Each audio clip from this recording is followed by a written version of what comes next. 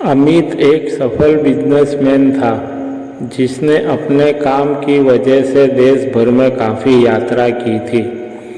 एक दिन उसे अचानक एक ज़रूरी मीटिंग के लिए मुंबई से दिल्ली जाना पड़ा। समय कम था, इसलिए उसने रात की ट्रेन का टिकट बुक कर लिया था। ये ट्रेन का सफ़र अमित के लिए आम दिनों जैसा ही लग रहा था, लेकिन उसे नहीं पता था कि यह सफ़र उसकी ज़िंदगी को पूरी तरह बदलने वाला है। रात का समय था। ट्रेन अपनी पूरी गति से दौड़ रही थी।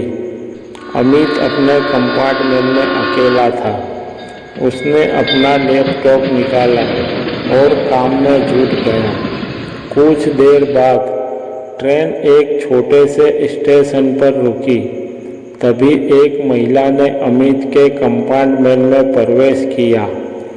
वो लगभग 30-32 साल की दिखने में साधारण, लेकिन उसकी आंखों में कुछ अलग ही चमक थी। उसने अमित को मुस्कुराते हुए नमस्ते कहा और अपनी सीट पर बैठ गई।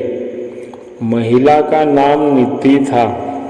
उसने अमित से बातचीत शुरू की और जल्दी ही दोनों के बीच काफ़ी अच्छी बातचीत होने लगी। निधि ने बताया कि वो भी दिल्ली जा रही है और उसका परिवार वहाँ रहता है। अमित को लगा कि निधि एक साधारण यात्री है जो सफ़र में मिलने वाले अन्य यात्रियों की तरह है। कुछ देर बाद अमित ने महसूस किया कि वो थोड़ा बेचैनी महसूस कर रहा है। उसकी आंखें हरी भरी हो गई थी और उसे नींद सी आने लगी थी। उसे इस लड़की पर शक हुआ, लेकिन उसने इसे थकान समझकर नज़रअंदाज कर दिया। निधि ने अचानक उसे कहा, आप बहुत थके हुए लग रहे हैं, क्यों ना थोड़ी देर आराम कर ले। अमित ने हामी भरते हुए अपनी सीट पर लेटने का फैसला किया। जैसे ही वो लेटा, उसे ऐसा लगा जैसे उसकी आंखें बंद होने के लिए मजबूर हो रही है। इससे पहले कि वो कुछ समझ पाता, उसकी आंखें पूरी तरह से बंद हो गई और वो गहरी नींद में चला गया। कुछ घंटों के बाद अमित की आंखें खुली तो उसने पाया कि ट्रेन के एक सुनसान जगह पर रुकी हुई थी। उसका सिर भारी हो रहा था और उसे याद आया कि वो कैसे अचानक नींद में चला गया था। उसने तुरंत अपने बैग की तरफ देखा, लेकिन उसका बैग गायब हो चुका था। उसमें उसके सारे ज़रूरी दस्तावेज, पैसे, कपड़े और लैपटॉप थे।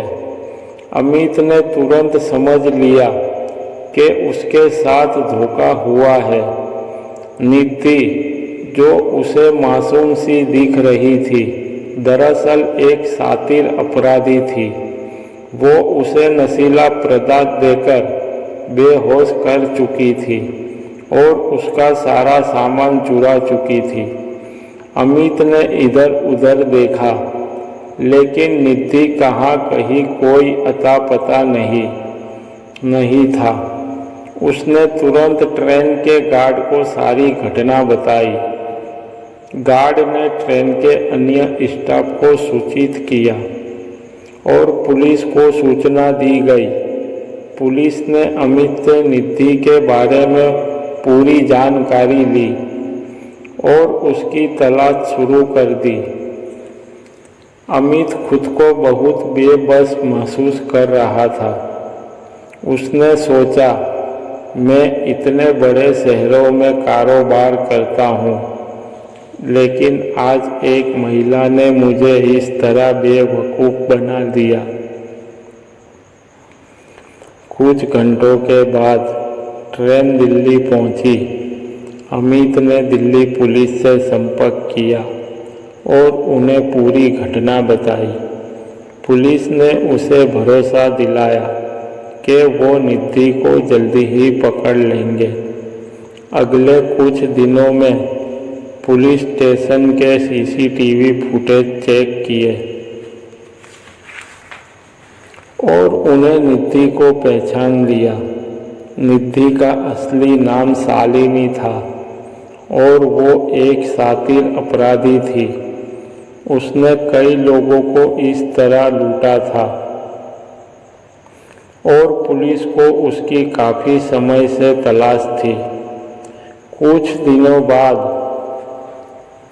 पुलिस को एक गुप्त सूचना मिलती है।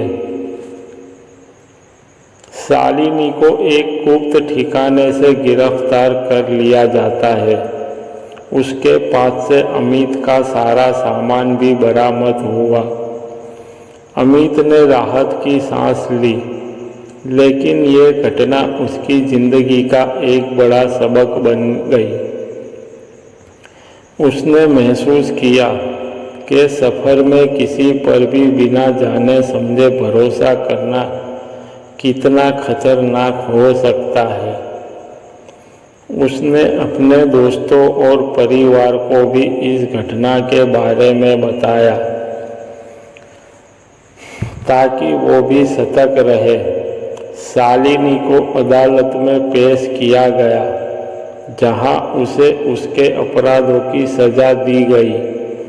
इस घटना के बाद अमित ने तय किया कि वो सफ़र में हमेशा सतर्क रहेगा और किसी भी अनजान व्यक्ति से दूरी बनाकर रहेगा। कहानी में अमित की यात्रा का एक साधारण सफ़र अचानक एक जघन्य अपराध में बदल जाता है। ये घटना ये दर्शाती है कि सफ़र में किसी भी अजनबी पर भरोसा करना कितना खतरनाक हो सकता है। शालिनी, जो कि निधि नाम से अमित के सामने आई थी, वो एक शातिर अपराधी थी। उसने अमित को नशीला पदार्थ देकर उसके सारे महत्वपूर्ण सामान को चुरा लिया था।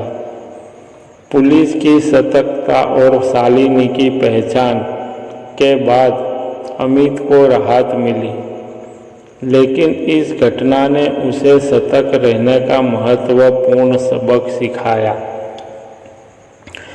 इस कहानी से ये सीख मिलती है कि यात्रा के दौरान हमेशा सतर्क रहना चाहिए और अनजान लोगों पर अंधा भरोसा नहीं करना चाहिए। कहानी पसंद